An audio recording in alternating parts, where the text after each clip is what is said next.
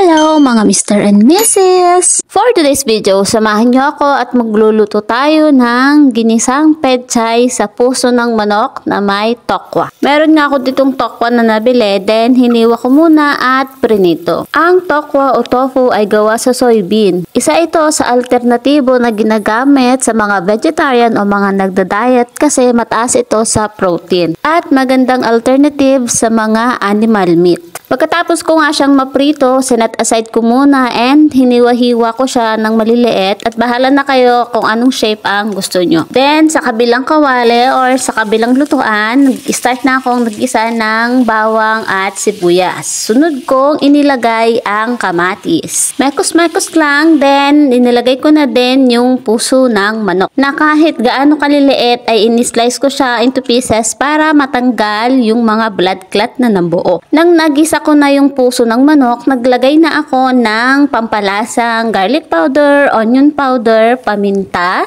betchin, tapos binuhusan ko na din ng konting soy para may pampakulay. Naglagay din ako ng isang basong tubig para kahit paano ay may sarsa and binudburan ng asin according sa lasa. Hinayaan ko lang siyang kumulo and then sunod ko nang inilagay yung ginayat-gayat kong pechay. Minekos-mekos ko lang hanggang sa mag-well combine na yung ating gulay na pechay doon sa ginisa nating puso ng manok kanina. Nung nag-well combine na yung gulay nating pechay at half cooked na siya, sunod ko nang inilagay yung prinito nating tokwa kanina. Konting mekos-mekos lang and ready to serve na. Kain na tayo!